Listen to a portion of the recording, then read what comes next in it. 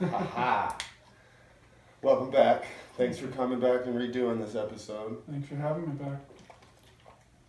I had the audio, one, since it was our first one, audio didn't turn out that great.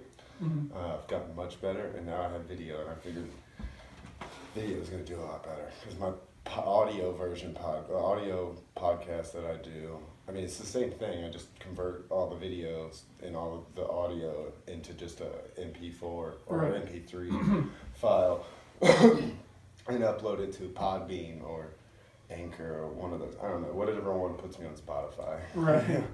So, yeah, that's, and I don't hardly get any clicks on that one. Like, I think I've gotten out of everything 17, and I think half of those are mine.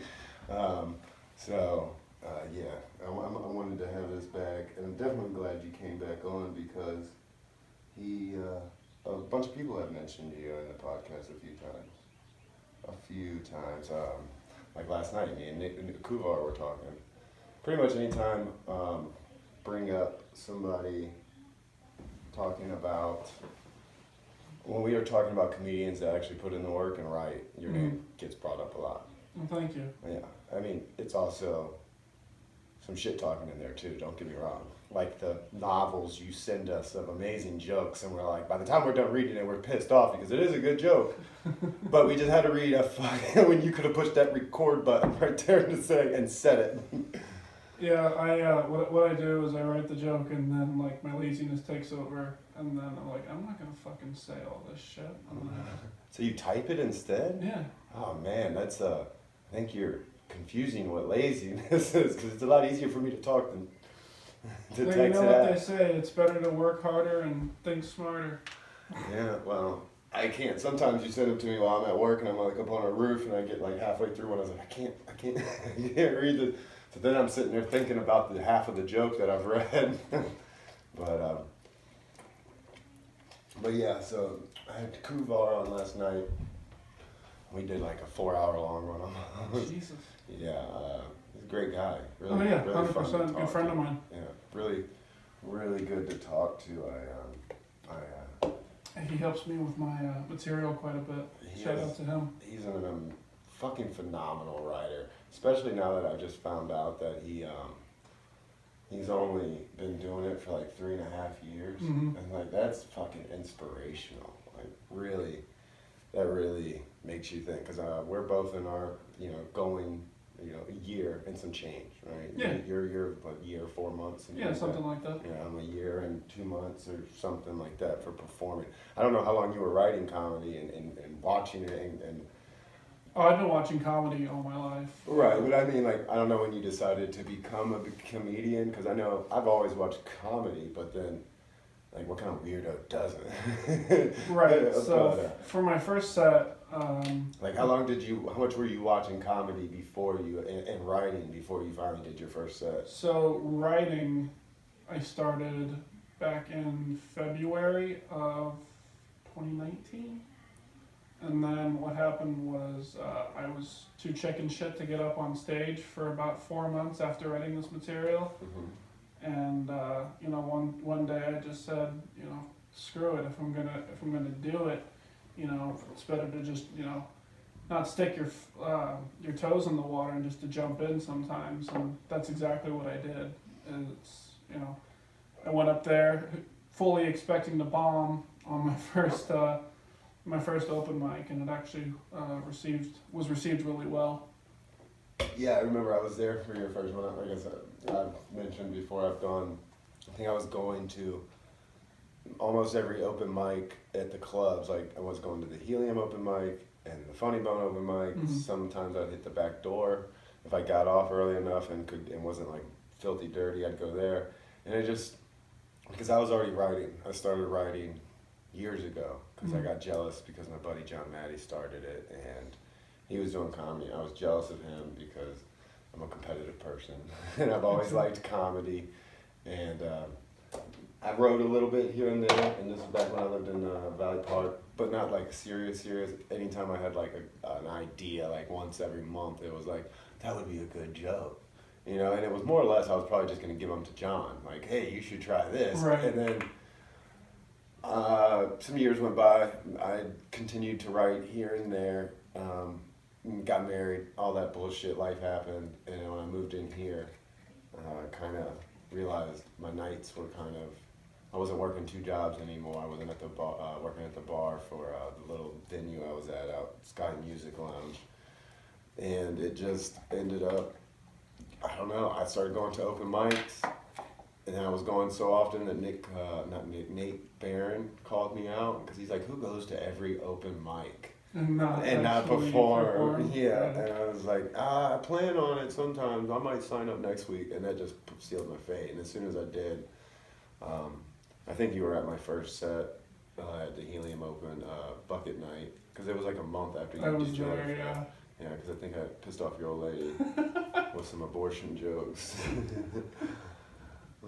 I'm still doing them abortion jokes though, goddamn. To be fair, I thought they were funny, so fuck her. Sorry, babe. Sorry, babe. It's just how it is.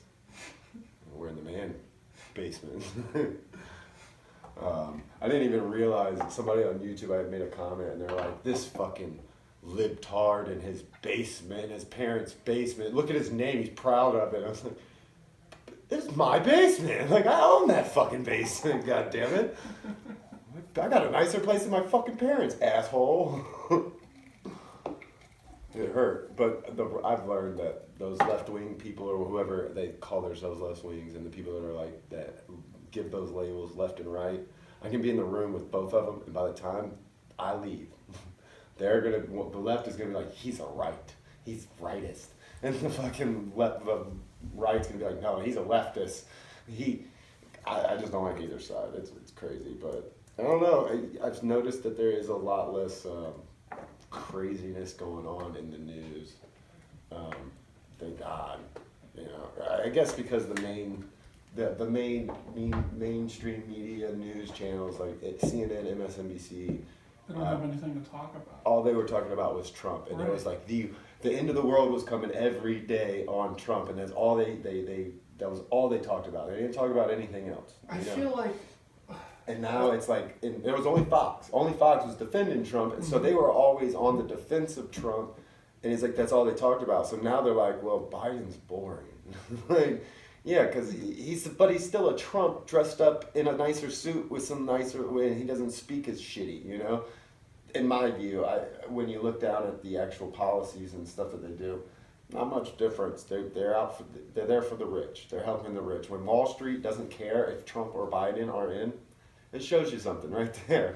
I feel like though what we needed was a little bit of boring. We need 4 years of boring, in my opinion, after what we went through. Yeah, like I said, Biden's just a classier Trump to me, in my view. Just another old white guy that's fucking been doing politics his whole life, never worked a real job in his life, never had a callus on his hands, never sold a cell phone. He never worked a hard day in his life. That's with every single politician, though. I mean, Yeah. they're all silver spoon fed, and you know that's something over time that we've just come to just realize. Yeah, you more than welcome. Yeah. So, I don't know. I don't get it. I don't understand that whole thing. But I know I piss off some people quite often lately with Biden. I realize it's the left. It's like the people with Trump. Like I can talk shit on Trump, and they're like, they don't even respond half the time. Or you get this crazy QAnon person that's like, yeah, raping kids. He's trying to save all the rape. And yes, there is an issue with pedophilia in America and in American politicians, that 100%. in the elite, but that's all around the world, the elite and in our political group, because I think there's like 284 politicians and elected officials in our government that's tied to sexual allegations of some sort of sexual abuse to children and just boys and girls, and it's just like, and it's always been that way. It's been that way for a long time. That there's an old documentary that they pulled from being released on the air called The Conspiracy of Silence. It was back in the 80s. The BBC and Disney did one on it about that Lawrence King guy, the black Republican that was taking these boys from Boys Town. It was a big story too because the Johnny Gotcha story got pulled into it, which was a kid that like disappeared, and supposedly his father sold him to a sex trafficking ring because he was, I don't know. It was a real gnarly story that was in the news. Yeah, it definitely sounds like it. But what happened is the people that didn't recant their testimony against these politicians in the court of law, they went to jail, and the politician got set free. And there was like multiple victims. There was like 10, 12 victims with the same stories that all aligned. And they were picking these kids up from this place called Boys Town. So there is an issue with it, yes. But their QAnon people think that it's just all Democrats. It's not all Democrats. There are some Democrats just as much as Republicans. Remember, this conspiracy started with the Republicans back in the 80s. Mm-hmm. So, and that's, I was just like, it's gotten to this point where you listen to them. Because when it first came out, I was like, oh shit, they're starting to talk about it. Uh-oh. And then the Pizzagate thing happened. And I was like, oh God, here we go. And there is a lot of weird stuff, though, if you do. Like, I'm the type that will dive into some of those crazy things just to be entertained, to be like, hey, this could actually be a movie, a Hollywood fictional movie. And I think that's a big reason why our people are believe in conspiracies so much nowadays. The quality of these videos are amazing. Like, what they put into them, they produce professional Hollywood quality films, like documentaries and shit that make you believe. Like, it's hard not to believe something that's produced and put together that well. And then the weed is really too strong. Like, you get super high and you can't find a remote to change the nonsense. And by the end of it, you're like, Earth is flat. I didn't know. I don't get into conspiracy theories that often, but I'm fascinated by serial killers sometimes. Okay. Like, the Zodiac Killer is one of my favorites. Like, who was he exactly? And then, like, now, a week ago, you had this one guy who come out in the news saying that he was the Zodiac Killer's son. Yeah, I heard about something about him. I was like, he was released recently in the news and everything. So that's one of my things that I don't really dive into it, but, you know, it's fun to. Yeah. I watch documentaries and stuff about it, and. I rarely will go down the crazy, I've never done the flat earth thing. It's not something I can.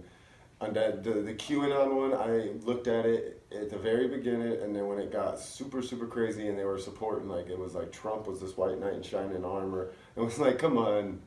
Oh, there was this one Catholic priest who thought that Trump was the second coming of Jesus Christ. Oh, yeah, like, there is the weirdest thing on the whole thing about the Trump. There's two things that like, just kind of, you hear it in your eyebrow raises a little bit when you find out, okay, there was a book written in the 1800s about a kid, Baron Trump or something like that.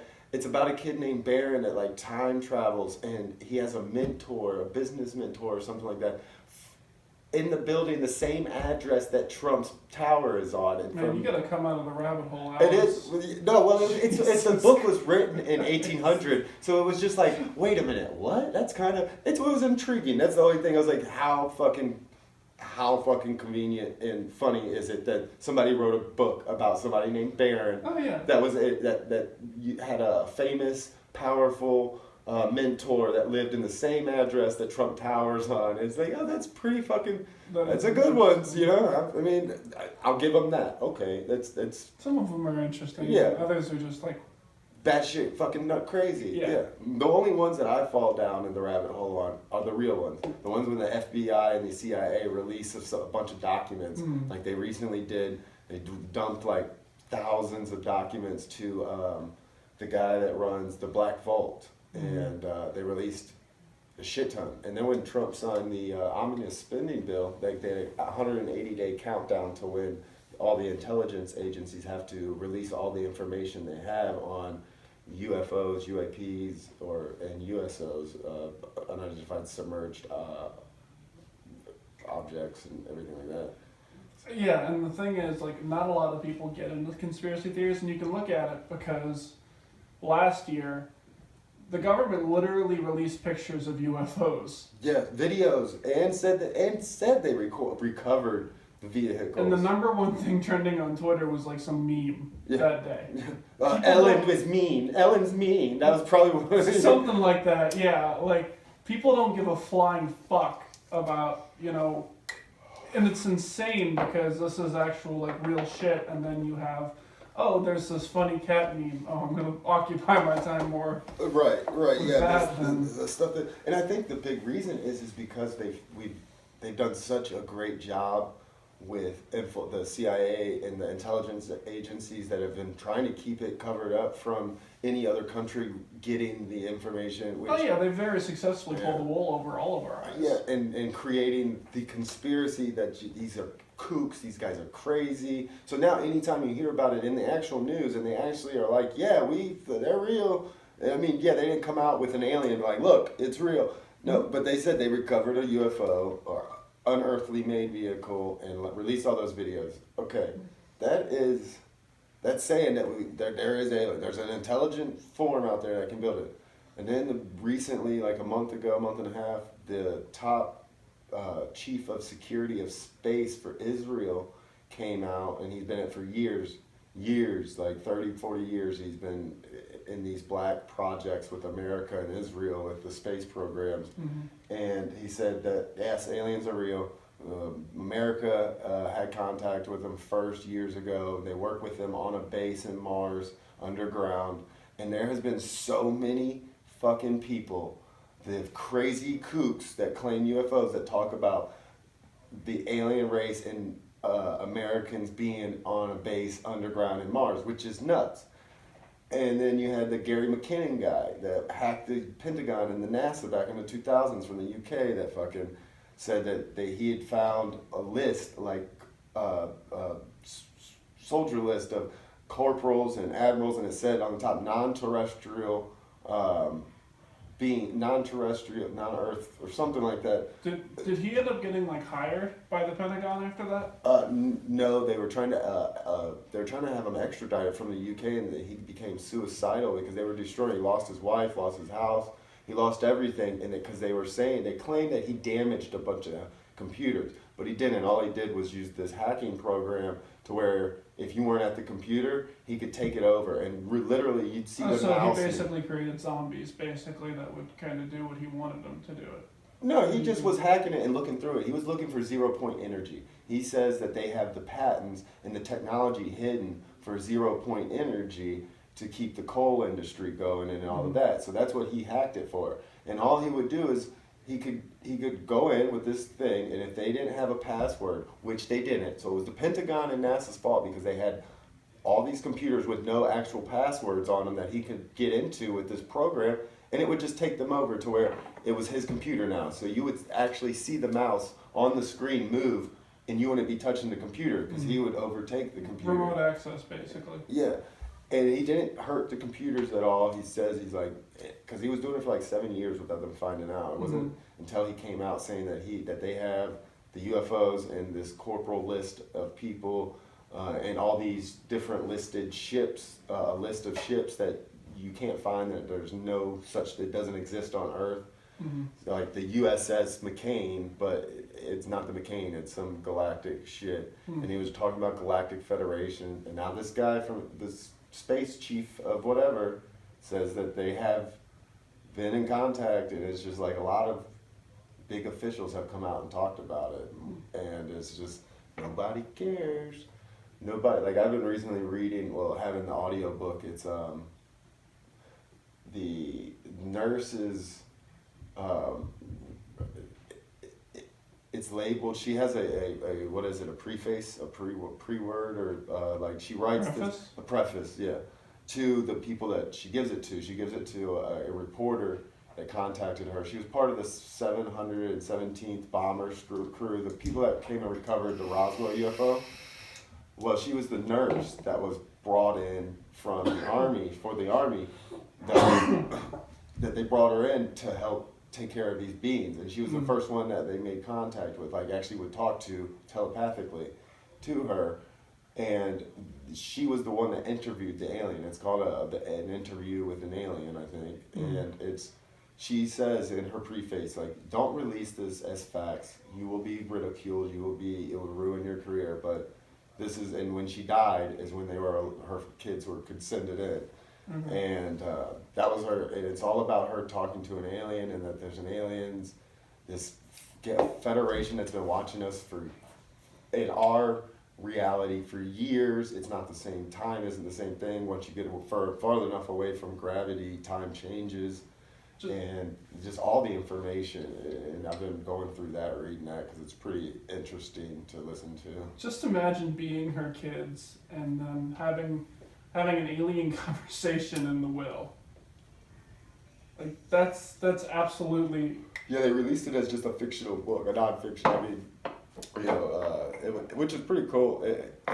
But yeah, it's been confirmed, I believe. It was even in the newspapers at one time. See, that's what a lot of people don't do. They don't pay attention to all the news articles that were released the day of. Mm-hmm. Like, back when all this shit was first happening, they released, there's tons of newspaper articles talking about UFOs and that they spotted them with pictures and like that the one place in Africa or wherever, there's a whole school in Zimbabwe of children and teachers, adults, teachers, principals, everything, that seen the ship land and the aliens come out, and it freaked a bunch of kids out, and they screamed, and the aliens noticed that there was people watching them, and they got back on the ship real quick and took off.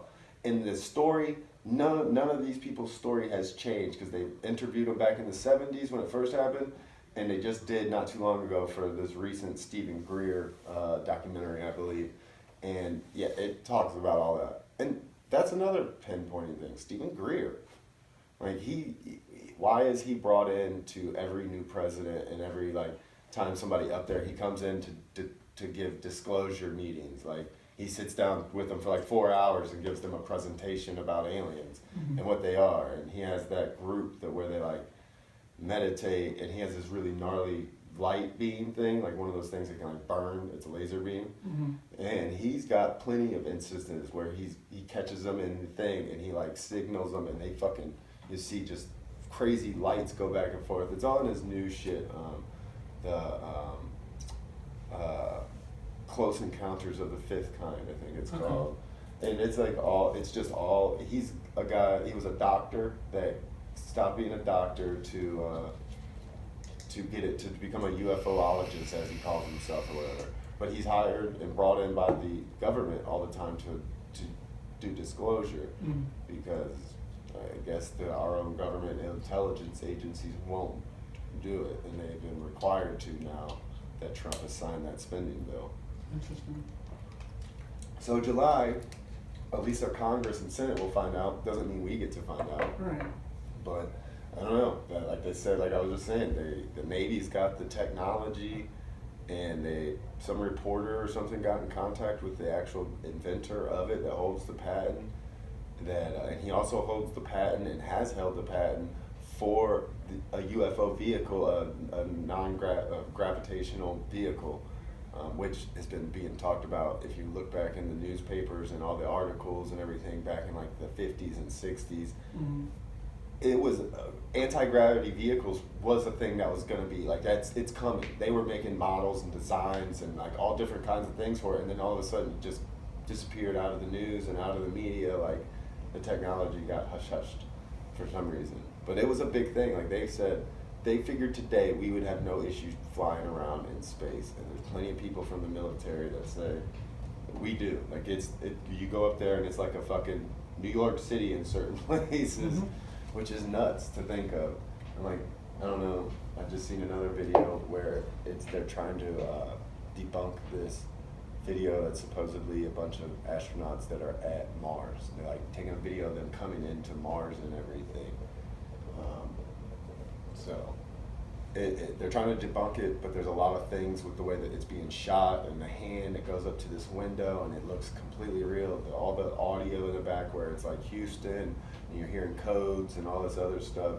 And also, it doesn't sound like these guys are acting at all. If they are, they're really good, and there are good actors out there. So, but it's intriguing when it comes to the aliens, and the CIA doing the MK Ultra mind experiments, and it's just crazy to know that. What is it? We're up to, I think I googled it not too long ago, 284 times that the government has admitted to testing on chemical warfare and different chemicals on the public without their own public, without us knowing.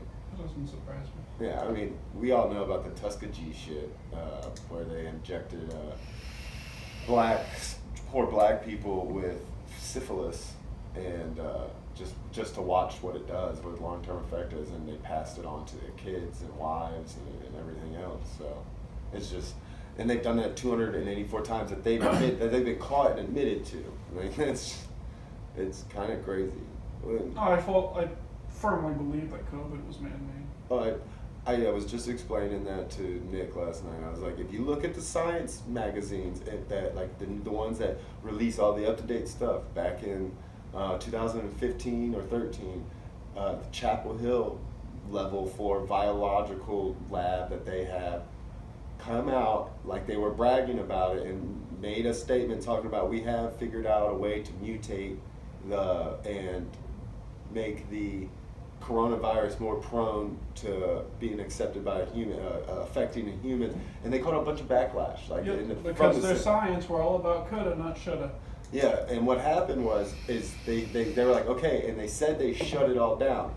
But if you look at the companies and the places that were funding them for that research, it just started funding that shit in Wuhan, the lab in Wuhan. So yeah, it came from Wuhan, but it originally came from here. And there's a guy on fucking YouTube that's got like all kinds of crazy, he follows the web. He just goes through it. He's like a PhD physics kid, you know, he's like 20 something or 30 years old, and he's physics major. And he goes through and like he did a 9/11 one to where he ties in, he doesn't talk about none of the crazy shit. He just ties in everybody that's involved with their other things they're involved with, like secret weapons manufacturers and explosive manufacturers, and how Bush and all these other people that were part of the covering up of 9/11 are connected. I mean, he goes back. He connects the web way back, they were buddies in high school. They went to the same fucking prep high school, and their parents have a history, and it's like, holy shit. Oh yeah, like the next World War is not going to be nukes and shit. It's going to be biochemical warfare. Everyone's so concerned that, you know, if World War III happens, that, you know, whatever companies are going to drop bombs on us. No, they're going to create a virus that's going to fucking kill, you know, half of the U.S. population, or whatever is going to happen. It's going to be some sort of biochemical warfare. It's not... Absolutely, yeah. They'll have...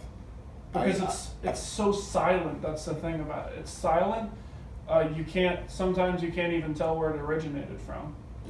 Yeah, that and the fact that I've always thought this is like, what makes them not? How do we know that they don't have a cure for, like, maybe when I would think if they were hiding the cure for AIDS, because there was a big conspiracy on that for a while, and I'm sure everyone has the cure to.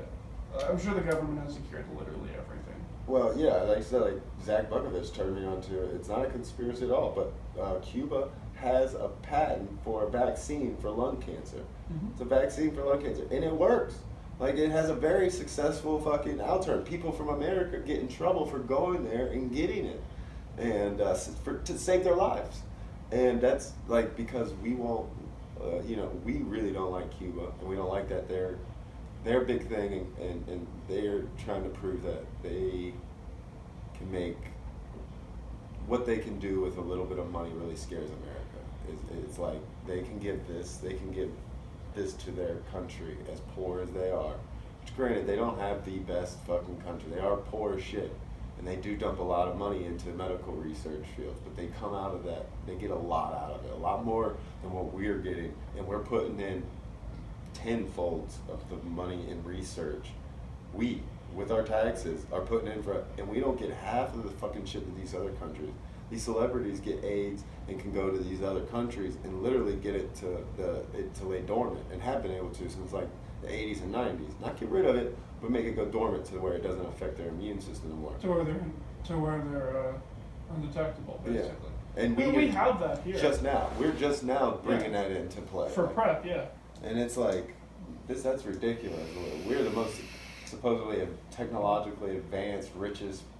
We're not the most technologically advanced. Japan is the most. Japan and Thailand is right. Is 100%.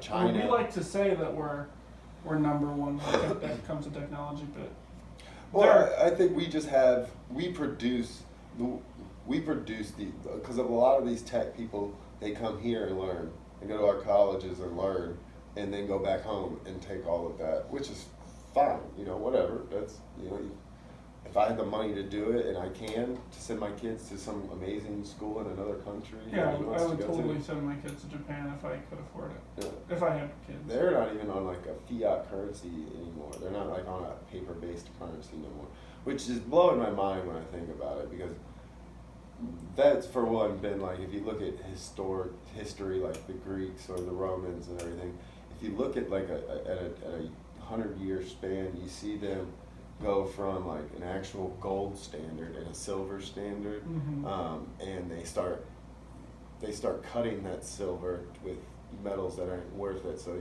you see older coins that are 100% silver or really close to it, and as it gets younger and younger, you start seeing that they start making their own currencies and stopped making it worth anything. And we did that.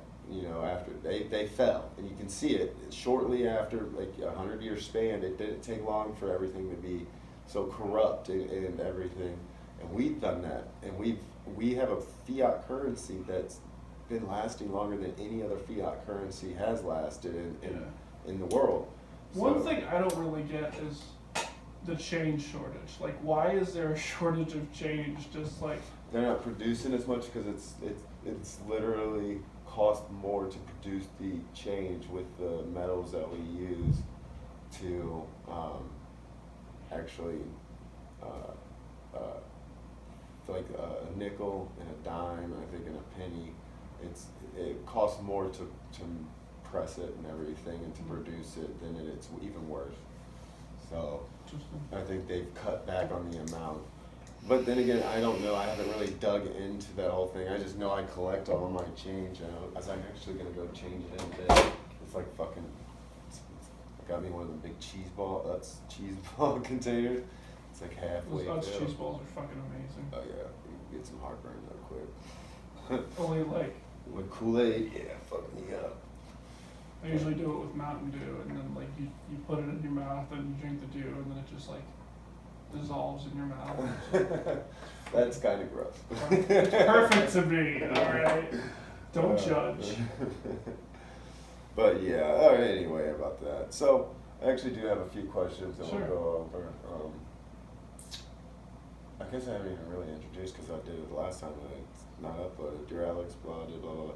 You are from here, right? Yeah, I'm from St. Louis, Missouri. Yep. Yeah, we have a horrible comedy scene, but we're going to bring it back.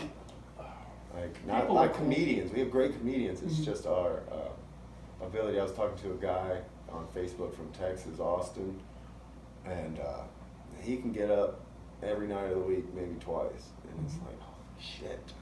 And he's like, you got multiple options. I was like, God. That's why I give, anytime I can and I can afford it, like when I went to Word Up, I'd always, like, anything extra I have in my pocket, I throw them. Because they've been putting it in. Like, they've been doing what they have to do, and it is a lot. Like the place I was putting a show on at, they didn't. It was too much of a hassle to try to stick to COVID, keep the numbers right. Oh, Backdoor or no, the Bobby's place. Oh, that's right. Yeah. Yeah, that one. So, yeah, because you were helping me out with that. Yeah, starting to produce it. Yeah, and so yeah, that's kind of what's happened with that. Now I still have that connection. We're just waiting on the COVID shit to, if it ever does.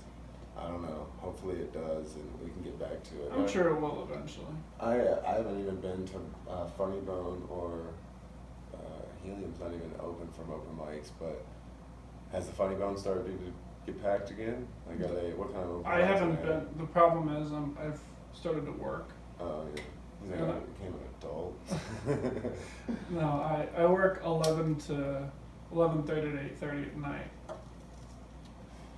Oh, okay. So my wife has a similar schedule. Hers is like 10 to 7. Right. It's a very similar schedule in the fact that it allows me to do nothing after work. Yeah, and not have to wake up super early. See, I got to get up at 4 in the morning, but I'm off and done with my day at 2, 3 o'clock in the afternoon. I go to bed at like 3 in the morning. I have been screwing up and not getting enough sleep lately because of, well, I've been like that since I started comedy, really, because I work a lot. And then when I dive into something or get something going, like that over there, the Wall Street Bets sketch that me and Mike want to do. Mm-hmm. And wrote that all out, created that, and then I went through and fine-tuned it. And I look up at the clock, it's 2 o'clock in the morning. I'm like, fuck, I gotta be up in 2 hours. It's a bold choice to put it on a whiteboard. Yeah, well, don't be racist about it. I was gonna get a blackboard, but they were like, I don't know. What color chalk? I was like, all I got is white. They're like, I don't know. But these racist fucks at Michael's. At Michael's? Craft store. Oh, did you deal with racism at No, Michael's? it was just a fucking joke. Oh yeah. Oh, so you've been, like I said, you've gone over it for a year now. Year and some change. What is it that made you decide to do it? Was it just to get over your fear of public speaking? Is that what was your motivation? That was one of the reasons. And I have, if you've seen my set, I have high functioning autism, and that made me really awkward in social settings. So what I decided to do is I'm just going to put myself in a scary position with a bunch of people around me that I don't know. And I'm just gonna, I was trying to think of what that could be. Yeah. That I might enjoy the process of. And, I've watched comedy my entire life. Yeah. So I figured, hey, I might as well, not might as well, I had been mulling it over in my head of, getting up on stage and doing a routine, but like I said, I was terrified because of my awkwardness. Yeah. So I decided to, do that in order to just overcome my fear of it. And another reason... You own that awkwardness. You can lean into it, and it's great. Like, especially your first night, you were nervous, but your style was perfect for it. Do you think if you lose that nervousness anytime you go up, it's gonna you don't kill it? And I know some comedians that say they're like, yeah, if you lose that feeling of butterflies in your stomach and you're super confident and you go up there, usually you can. Well, here's the thing. Like, I'm the awkward Hulk. I'm always awkward. Yeah. That's my secret. I'm always awkward. Whether it's, on a stage, doing my job, whatever. I think everybody's awkward inside. They just put on these personas like we're not. Like. Yeah, and another reason is that I decided to get into stand-up comedy is because I would make people laugh, around the office and at work. And they're like, wow, you're really funny. And I'm not trying to toot my own horn here, but I was thinking, am I funny? Am I office funny or am I stage funny? Yeah. Because there's two completely different things. Yeah. You can tell the people that are stage funny and office funny real quick too. Yeah, absolutely. And I wanted to decide, am I good enough? Am I funny enough to be able to just write material off of an everyday item? And that's what I started to try to do. So you broke it down to an item, huh? Just like a salt shaker? Or... Well, no, it was just like a basic premise. Like one of my first joke about the Kool-Aid man. Like, what does he do? He just comes through the wall, right? Doesn't even use the fucking front door. Yeah. And that was my punch there. Yeah, I would be careful with that though. You might want to check out Dan Cook's joke about that. I don't tell that joke anymore. I was just saying, if you he has something. It's different, but it's which I've heard that joke of not that joke, and I'm sure yours is different because I've never heard you. I've heard it before, and it's not the same. But when you say it like that, they're probably like, Dan Cook has that because he's the only one that's known to have done it. Right. It's just like my joke about impeachment, and JFK would probably disagree with being the worst. Mm-hmm. Like Scott James did a joke about the same thing. Basically, it was just him punching up his joke because he's a storyteller. Right. Which made me feel kind of bad. Like, Like I'm pathetic if he's just using one of my actual good jokes as a punch up to his his good. It shows you the level of comedians, the two of us. Well, here's the thing: you're a one-liner, and I feel like one-liners can be inserted into longer jokes as a tag. Oh yeah, that's a big thing. Like most comedians, like a lot of comedians, like veterans or the older guys have been doing it for a long time. When they first meet me and I tell them I'm a one-liner, and they're like, "Oh, I remember when I first started, I was a one-liner too." It's like, no. I started as a storyteller. I went to one-liners. Mm-hmm.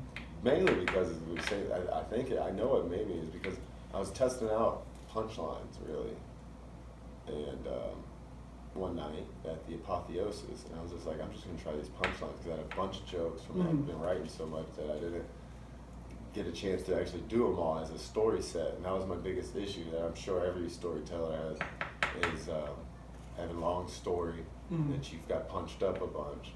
And I was like, fuck it, I'm just gonna use the punchlines, like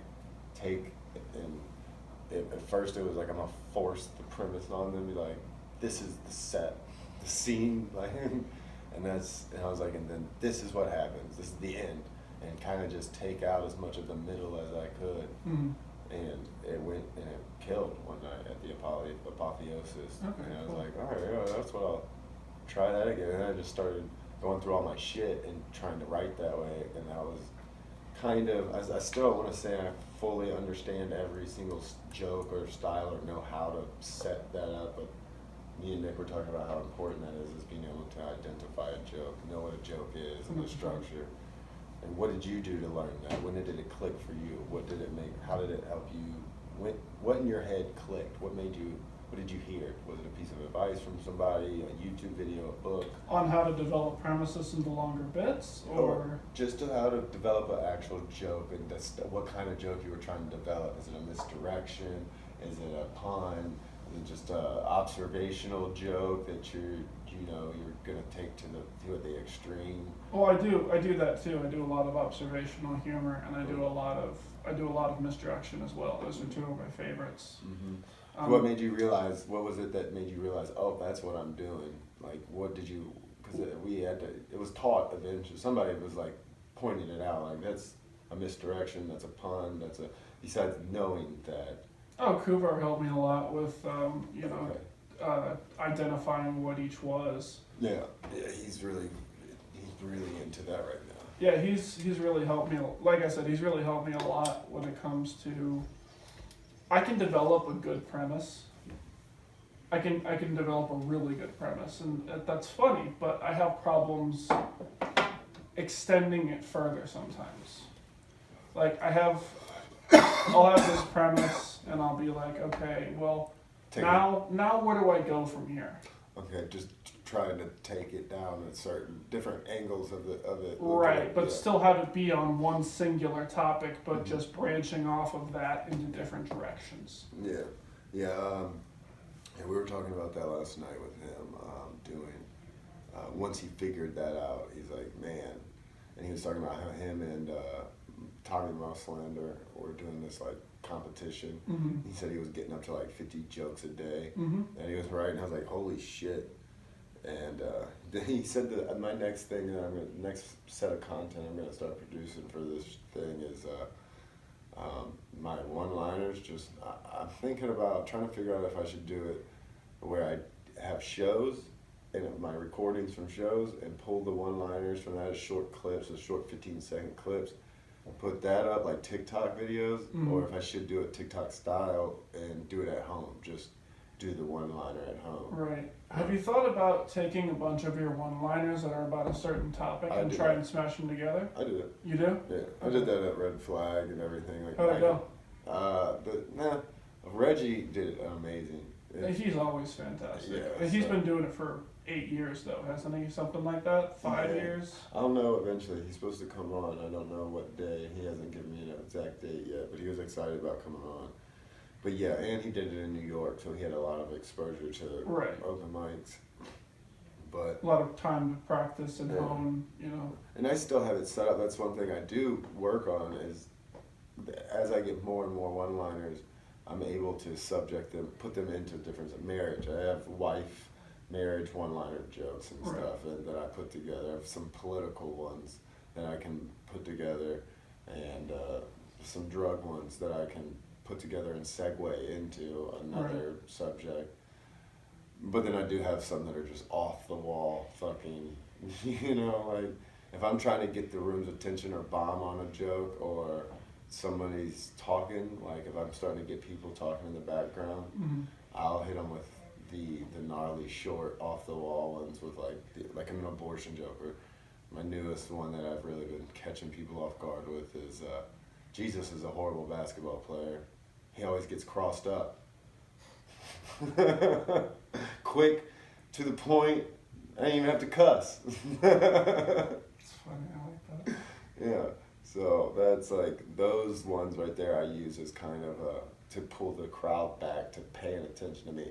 I don't care if you're pissed off or upset about it, as long as you shut the fuck up and pay attention to me. This is my 5 minutes. I respect that because I've seen a lot of comedians, yell at someone in the backstage, in the back to shut the fuck up or whatever. But being able to continue your material on, but have it be something so shocking that it gets everyone's attention like that. Did this motherfucker just say that? Right. Yeah. That's awesome. Yeah, that's one thing I've enjoyed. I just noticed it one time. I was losing the crowd, and I was like, I actually did a clean set the other night. I have good enough material to do like 5 or 10 minutes of clean jokes, Wow. and I polished some up that are like actual clean. I haven't seen you at an open mic in a while. You only go to the Funny Bone ones, or you've been working?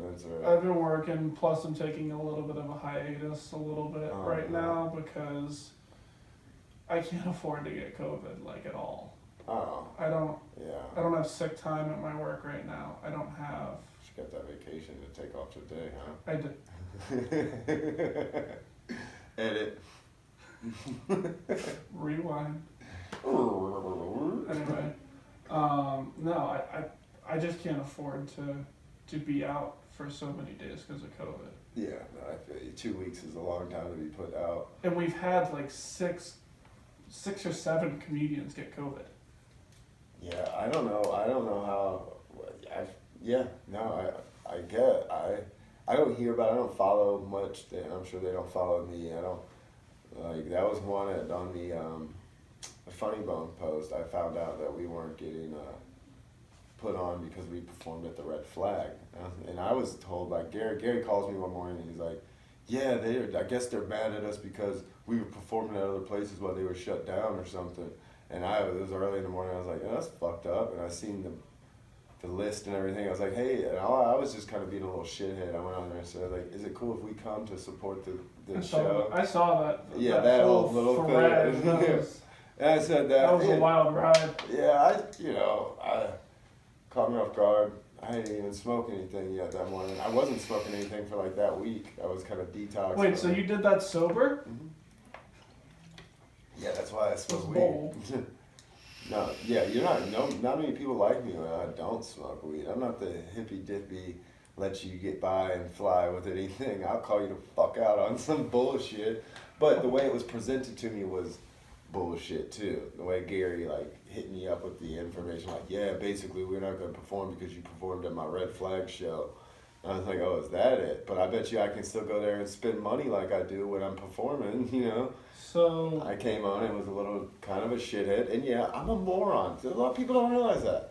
This guy's, he did some drugs, does some drugs sometimes, not too much anymore. I'm fucking old, but it is what it is. I was an asshole in a way, but they could have let somebody know instead of wasting. Especially if they would have pulled that shit when they used to make us come up there, all the way up there, and you can't. So you sign up, you stand around, wait for them to tell you that you're not on the list, and then you can missed out on the other 2 mics that were going that you could have maybe gotten on. That's why I like the online sign up. Yeah. That has been fantastic. Man, that shit used to be annoying, and Because I used to have a 35-minute drive to the Funny Bone, and then I would just realize that, hey, I wasn't getting up this week. I was like, well, fuck me. Yeah. So that's why that's a big reason I could go all the way out there and not get on the list, or the times that I've have the past couple months, there's only been like not many people. Like now, I think energy over there with Word Up at Legacies is better right now. It is. They you know, and I haven't been to it yet. it's When is it? they had to. Dude, they because of COVID and everything, they had to lock the doors and not allow anybody else in because they were at the point where they were like, "That's his maximum." Their capacity. And, well, they wanted to be below capacity. They didn't want to because they didn't want to get they didn't want to have any issues. Right. Because they never do have it like that unless it's those nights. So it was on. They were on it too. Mask, temp, all that shit. Like there was fucking gallons of sanitizer everywhere. What? Where is? Sorry. What? When is this? This is on Tuesdays when Funny Bone does theirs. Okay. So. But later. It's sign-ups at 7. So yeah, you go there, sign up, but it's $5. So if you want to perform, it's $5. And it's how it is. Here, you have to pull those over there. I keep getting this feedback. My bad. You're good. But it's worth it, and it's gonna tell you if your joke's funny or not. It's not some. It's a tough room at first because you don't. I don't know. Have you been to any of the different places that is like you can just tell it's a different crowd? Oh yeah, I like went to. they want good comedy. You know, they don't want you to come with some weak ass hacky dad jokes. Like I come in there with some dumb shit and they ain't gonna laugh. You know, but you get laughs from some of the people at the back door. They've sauced up on. You know, they've been drinking, had a bunch of food. Now these people are here to see comedy. They came and spent their $10 and they want to laugh. Oh, for sure. So I did one that was at, I don't remember the place, but it was, I can't for the life of me remember where it was, but it was in a more urban area. What? Oh, like it was in the city. It was in the city. Yeah, that's why I call Westport where Funny Bone is and Helium and all that. I was like, that is the city to me because I've always, you see where I live today. Like I call fucking Chesterfield, St. Charles a city. That's a city to me. If there's a Walmart 5 minutes distance, it's a city. That's a lot of different fucking cities then. Goddamn right. Yeah. But no, I'm just saying that's a city too. That's still the city that's like I know they call them suburbs or whatever, but no, that's a city to me. Because I used to, like, when I lived in Carolina, hour drive to Walmart and back. And that was the country. And anytime you went to Walmart, you're going to the city. I'm like 10 minutes from a Walmart right now at my new house. Yeah, how was that? How's the new house? It's fantastic. Yeah. Is it you and your old lady? Yeah. Where'd you get it? Illinois? Missouri. Missouri. I'm out in St. Charles, Missouri now. Oh, okay. You could be right there by the back door when Tobin opens back up. Well, I was living in O'Fallon, which was like 5 minutes away from back door. Oh, shit. I didn't know you lived all the way out there. Yeah. I thought you lived on the Illinois side. No, it was like an hour and 20 minutes drive. Hour and 20 minute drive to get here before. Oh. Now it's an hour, which isn't as bad. Yeah, I can usually do it. I could get home. I was working out there for a while, and I had to figured out how to get here in 51 minutes, pretty much, without like breaking a bunch of laws. How? As soon as you get on to, what is it? The highway, you can jump on. You just stay in a fast lane. Go set that cruise control, roll, and then you jump off. I would jump off at 44 and go down this back way that would take me out down 30 in House Springs area, and I just go down 50 M, the highway that you come on here, and then it cut off a little bit of time. And well, I cut off a lot of time because I would have to drop somebody off there too. Well, this is like the first house that I've owned, so it's. Oh, you actually have a mortgage on it? Oh, yeah, not really. I'm renting it. Oh, okay. But it's a rent to buy situation. Oh, so you got half the big boy pants on. Right. Yeah. Basically. Be careful with that. I've lost a lot of money on one. Don't bring no loss where the cops raid it. Well, here's the thing. Like, my dad is is the owner of the house. Oh, okay, cool. So I know I'm not gonna get fucked over. I was about to say. I didn't get fucked over because of the owner. Well, kind of. The cops basically took everything, and I was rent to owning that place, and they kicked me out, and I didn't get no money back. Pretty much of a straight arrow, except for when it comes to my sexuality. Oh, what about all the cocaine you're flipping? Don't mention it. I thought you were the Xannies, the bars, the buses.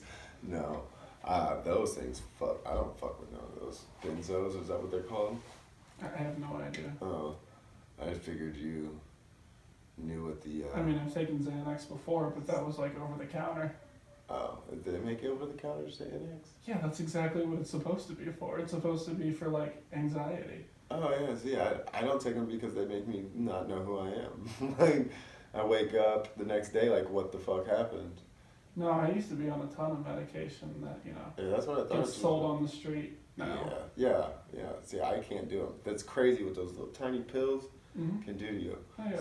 Especially when you think about it, like, I guess acid is the smallest because it's microgrammed, but those little pills, you ain't expecting, like, dude, throw it in, swallow it real quick, and next minute you're itching and puking. Like, that's how opiates do me. I can't never could take opiates, never could take the benzodiazepines that are like Xanax or anything like that. Yeah, I used to take Prozac, which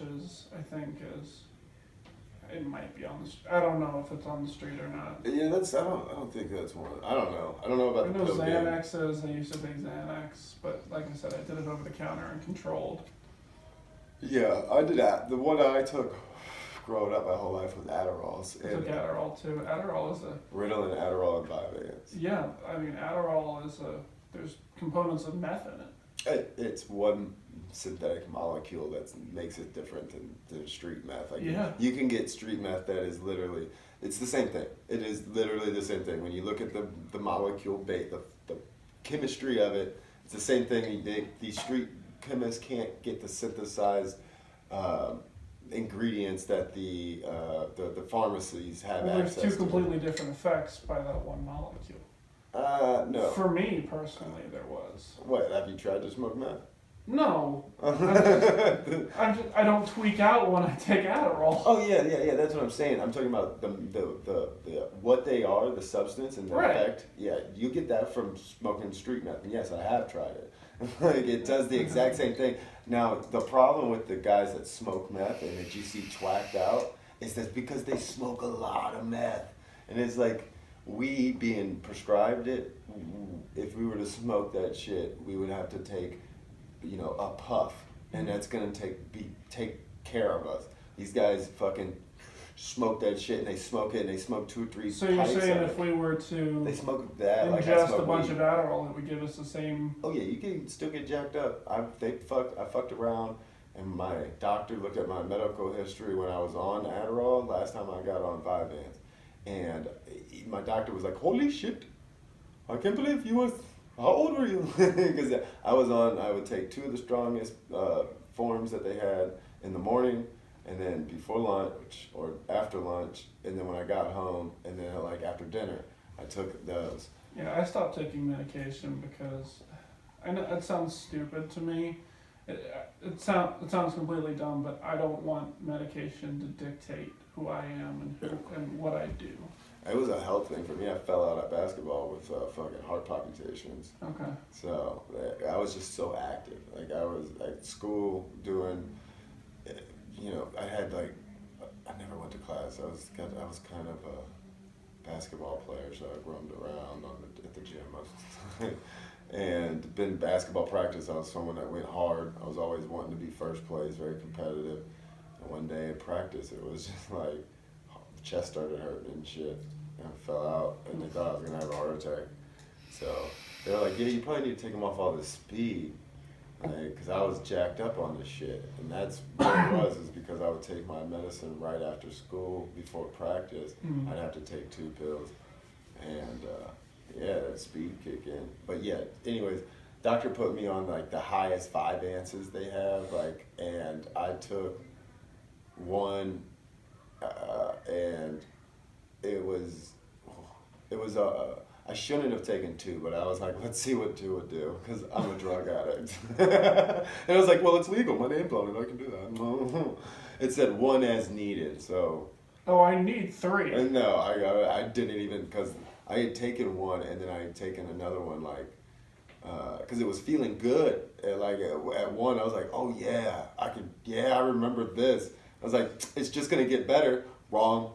It didn't get better. I learned what it's like to tweak. Like my jaws the next week were like so, because I was just, I was up for like 48 hours. It had me fucked up. I went to the doctor and I was like, yeah, you gotta change these. I abuse drugs too much. I need a lower dosage. That's why I hate being prescribed a new medication, is because it takes months to get the dosage right. Yeah, well, And the doctors look at me like, okay, he's 6'6" and 280 pounds. He must need the maximum that we can give him. He's And like, but doc, I don't even drink. not really, but occasionally.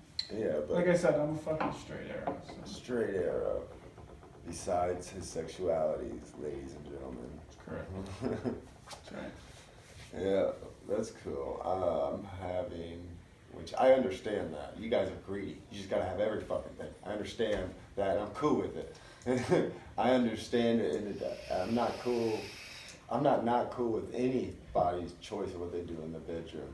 I'm having Pat Ryan come on, and I'm actually gonna ask him about what asexuality is. Like, man, explain your, like, give me that on the lowdown. Like, cause my dad's gay, and I ask him questions all the time. It's like, how do you feel, and what is your position on this, and what is the community's position on this?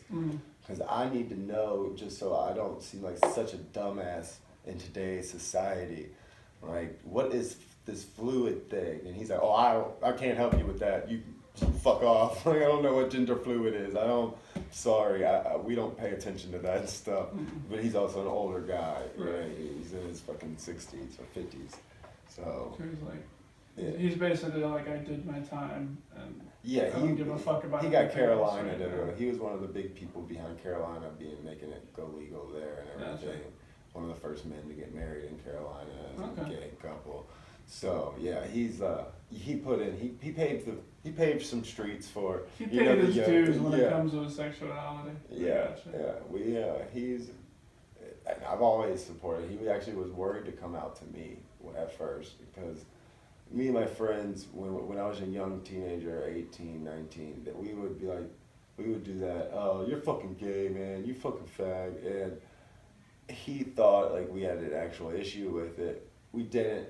It was just the ignorant language that was always around us, and the people in Carolina's little small redneck fucking Podunk County neighborhood. That's how these rednecks talked, and that's how, you know, it just was in the environment we were in. And you're always a product of your environment. The best way is if you can acknowledge it and actually recognize it, you can change it. And that's something when my dad came out to me, I didn't realize it, how much I did it. And I can see now why he was like kind of worried about coming out to me, because I was like one of the last ones. And I remember he told me at his lab, I was like, I don't fucking care. I know you're gay. You think I haven't snooped around in your room when I was 10 years old and found all the gay fucking porn and shit like that? You could run down the street in a fucking dress. I don't care. I came out of your balls, dude. I'll beat anybody's ass that's got a problem with it. Just like I told a dude at work once. He's like, yeah, that's the problem with America is everyone thinks it's okay. I was like, I don't really give a shit what anyone does behind their own bedroom. You know, that's their business. It ain't got nothing to do with me. And my dad's gay and married to a man. Like, and you won't say nothing about it because I'll fucking put this hammer upside your fucking teeth. And you're like, okay. And he didn't say shit about it. Because he knew that a hippie get real fucking crazy real quick. You just see hair, hammer, and nails flying. But I mean, Like my whole graduating class thought I was like gay. It's a funny thing because, you know, you don't come off gay to me. You just come off as quiet and like a computer geek. When I first met you, I was like, and believe it or not, those were the ones I like because I'm horrible with computers. You know, especially the ones that smoked with the weed. Oh yeah, my boy Dallas. Anytime I had issues with the computers or technology, anything, come over. He had in a little shed that he rented out on a beach cottage that was built underneath this beach cottage on the stilts. And it was like his whole wall was just a big computer screen and everything. He was always playing, what was it, World of Warcraft? Yeah, he was really into that. He would sell characters, build them up to max them out, and then sell them online. I guess that's a thing because he made money on it. And yeah, I used to play RuneScape, which was like it was a shittier World of Warcraft essentially is what it was, and I played it in middle school to the point where my parents like literally had to like take the computer away because it was going to be an addiction, is what it was. Oh yeah, they definitely. There's actually, I believe there's studies out that show like that it's just like anything. It's just like our phones. Our phones are the same way. These things know how to get us. And the brain scans of the research with all that they have. I mean, it's blatant. It's on documentaries on Netflix and shit. They talk about what these algorithms are doing to get a hold of us and to really know everything about us.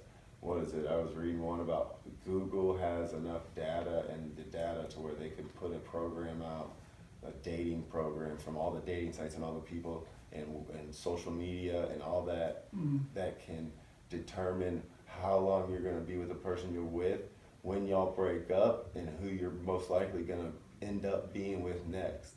That's terrifying. Yeah. It was like, holy shit, and it had a very high success rate, and it was like, that's fucking nuts. And it's just technology's getting crazy, and it really blows my mind. Like I was watching some shit about 5G, not the COVID conspiracy 5G, but like where is it going to actually take us as far as the technological advancements? Oh, it's going to be huge. Oh man, like the power and the speeds, like we're going to see AI and robotics blow up in the next fucking year or two. That's why I'm invested in that stock company.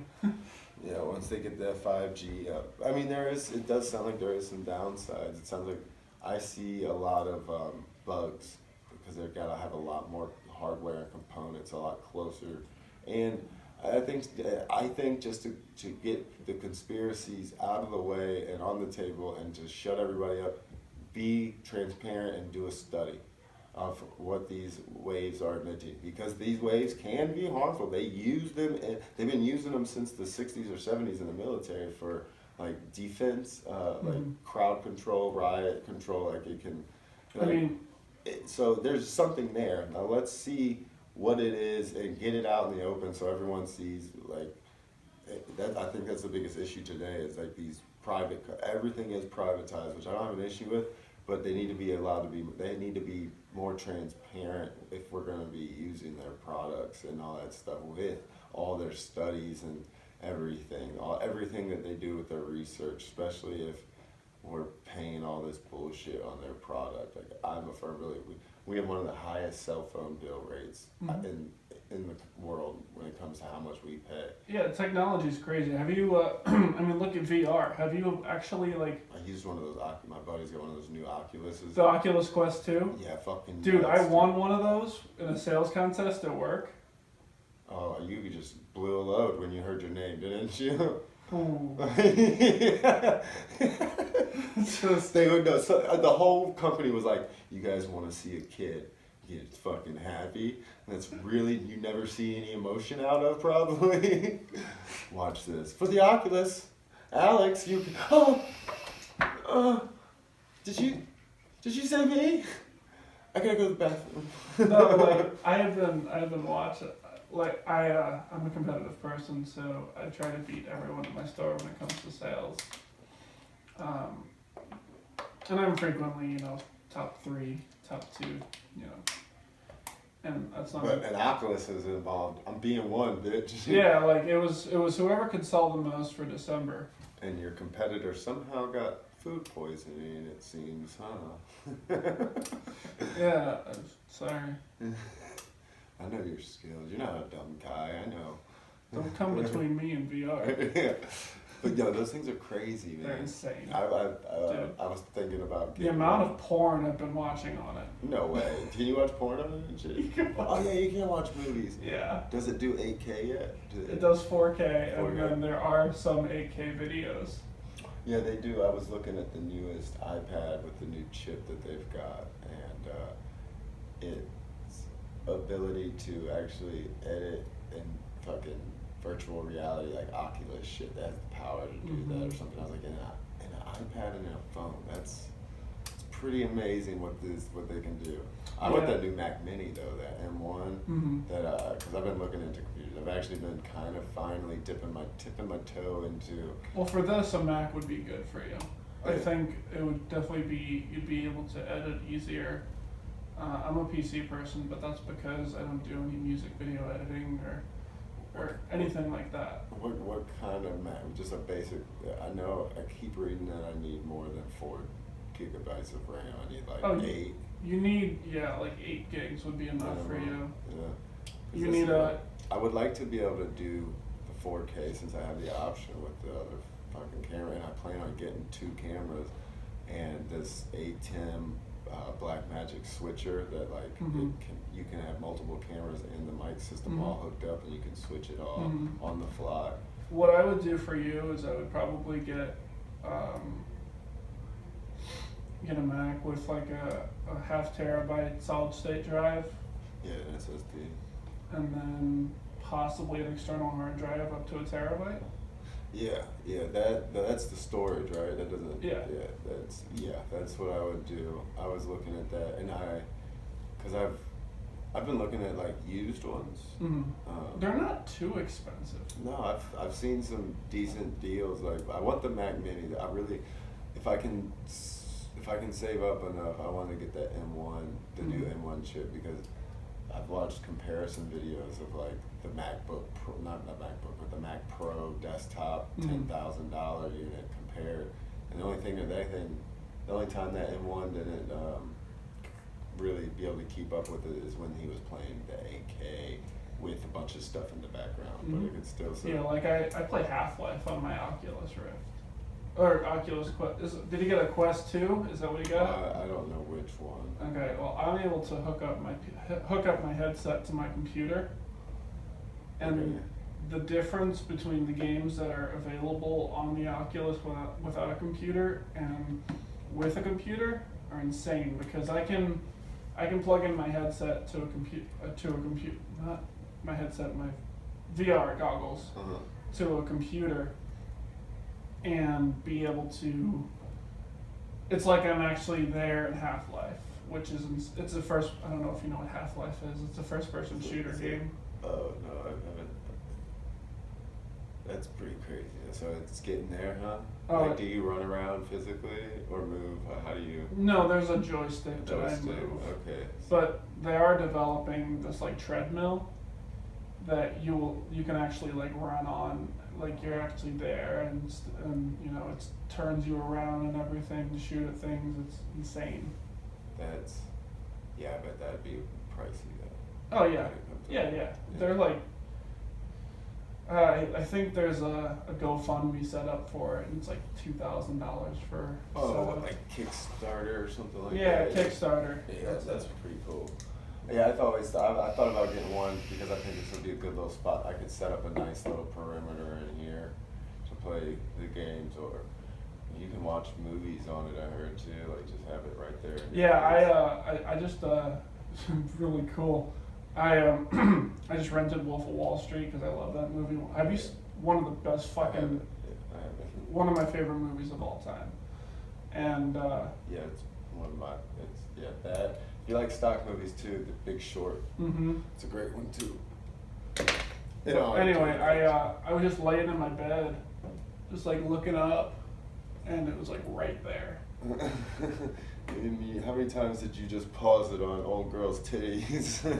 Margot Robbie's a fucking treasure. Oh yeah, she's if there's a guy, he put a little extra time in her, just like my wife, of course. And my girlfriend. That was for you, honey. Yeah. So, have you? I've noticed you've done quite a bit of shows. What's some of the best advice you've gotten from any comedian that you've worked with, or done a show, or anything? The best advice I got was that not to take advice from anyone else. That's a good one. Because you don't want that advice to eventually lead you down a path to where you're not you when it comes to your material. Oh, okay. If yeah. you're constantly thinking about, if you're constantly debating on what to say, when to say it, there's a rhythm, there's that rhythm, and then there's your rhythm. And what you need to do is you need to establish your rhythm, find out what that is, and go by that. And if you get advice from all these different comics who are fantastic, but sometimes the advice that they're giving is only working for them. Yeah, it's only helping it click in their head. Right, Yeah. but it may not necessarily click in your head. Yeah, that's why I kind of ask that question all the time. It's like, what made it click in your head? That, because some people are very alike, some people aren't. But yeah, that's a good piece of advice too. You got to be recognized that you can't listen to one person and Or multiple people even. yeah.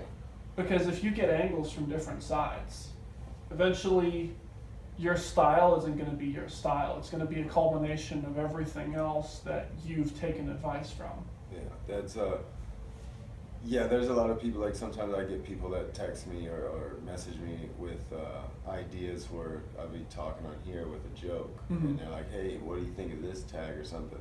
Kuvar hits me up sometimes and he's got amazing shit. Oh yeah, Like, absolutely. He's a great writer.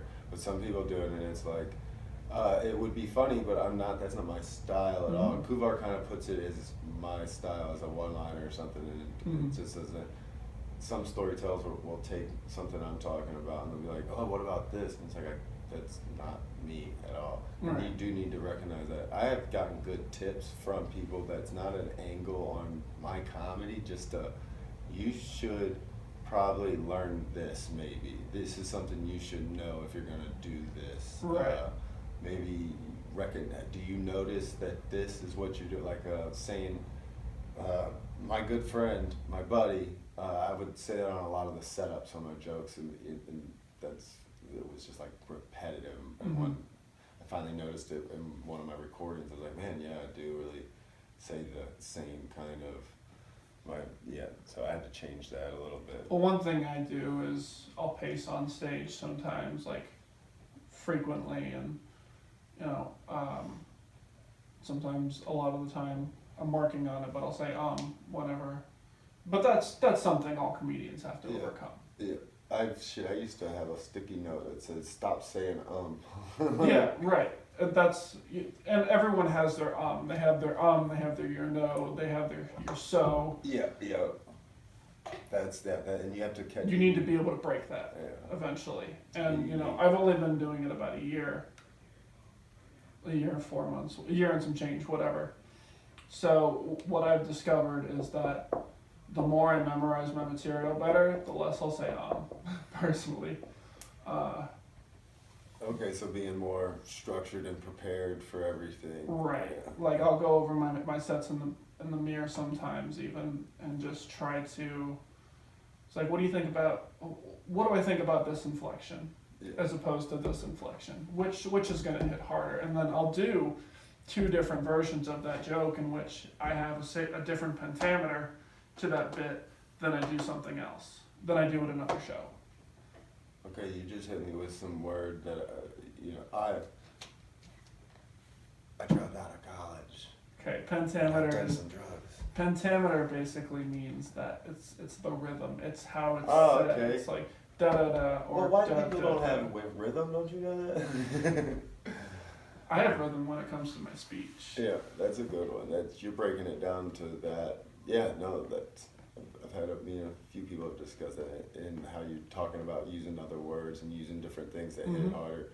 Yeah, that's something I have to do with certain jokes, just because a word hits harder than I originally was using it. It's like, now what can I change to make it shorter? Right. This word hits harder. And you see the finished product in my live sets. You see the other version if you were to go back in my Zoom sets. I bring stuff that I've just come up with to my Zoom sets. Oh, okay. Yeah, you're still using those Zoom sets? I'm still using them. Yeah, that's what's up. You're one of the people I've met that's really advocated for them and really enjoyed them and gotten something from them. I don't have the high-speed internet. I've been uploading a video to YouTube now for 3 days. I haven't left my house though because I was off yesterday and today, so I haven't really gotten to go. Once I usually go out into the city, I I'll get better connection and better high speed, so and then it upload better. But shit's just too slow. And believe me, that's the one downfall of this place to me in my eyes. I like being far away from everything, but really I got a grocery store right down the road. Like, yeah, that's like, away. It's funny, that's how I am with my new house. It's like, I have half an acre personally. That's nice. That's a great start off. It's fantastic, and I can walk out and not see a house, and it's so goddamn quiet. It's so nice because I can have a car go down the road and I won't even hear it in my house. That's what I do listen for, because no car should be driving down the road besides my neighbors, you know? Right. And people you invite over. Yeah, well, our neighbors take pictures of cars that we coming down here. We kind of, I'm not the So coolest. then snapshot a picture of my car more than likely. Not if you came over here and you've been here, but Okay. if like you go down there and turn around or something, or if you go pull down this Like road. lost or whatever. Yeah, people come down. We get kids that come down here at night trying to fuck and shit. Yeah, go to the end of the road, little dirt road, and they go down there because sometimes they don't see those houses up there. Right. And yeah, so they think they're in the clear, but you know, there's been a few times that the neighbor rolls up. I don't ever fuck with them. I don't give a shit. You ain't on my property. You over there, and that's public. I mean, not really. This is a private road, but it's fucking a gravel road. Right. Like, I believe me, there's plenty of times me and a chick have pulled off on a dirt road and fucking gotten down to the dirty. Oh, absolutely. It's the best. But yeah, so do you Fucking do like animals in the car. Did you do the same thing as Kuvar? Did you check out what's his name, Jerry Corley's Joke Doctor shit? Were you one of those? I did. Are you talking about where he establishes how he develops a bit? Yeah, how he writes a bit, and he has a whole shit ton of videos. Yeah, I did one that was that Kubi sent me called the list technique. Yeah. And I found out that that was a way that I could develop my bits further from the original premises. Yeah, so it help you take different angles, different paths to your. But still be talking about one singular topic. Yeah, just a little subcategory. Right. Yeah, that's a great way to tag shit. I can do that. I have a few jokes, like the perks of a mortician joke. I have tags for that all day. Pros and cons, but it gets kind of old quick. But I can use it to eat up some time if What I try to do is I'll try to do like 1 or 2 tags at the most. Yeah. And then I'll try to, because tags get boring after a while. Yeah. Eventually they're like, okay, we get it, move on. Yeah, a couple tags is great. I think 1 or 2, if it's really that good and you can hit it with 3, that's even better. Well, there's If a it's comedy rule of 3s. If you can, that's great. And then if you are able to call that shit back at the end, like, those are some of my favorite comedians that really, they'll have something really good they start off with. They go through their set and then they circle all the way back into that first joke. I think I do. That's a great storytelling like style. Like Will O'Donnell does that sometimes. I see him. Have you seen me do it? I've done it a few times. It's been a while since I've got to. Yeah, we've been on. That's true. Yeah, it's been months actually. I do it occasionally. I did. I've here and there. I can. It's really easy actually for me to split up a category of jokes that I have. Yeah, like I'll take a joke that really, really hits hard at the punch, and then I'll be like, okay, what did they like about that joke? And then I'll try to kind of take it apart and then try to put some of that bit or the exact punchline further in my set. Yeah. And then, you know, I establish whether or not that got around the same amount of hit as the first time I told it. Yeah, well, yeah, that's one thing that, like, what we were talking about is how you put in the work, you do the writing, and you try different things.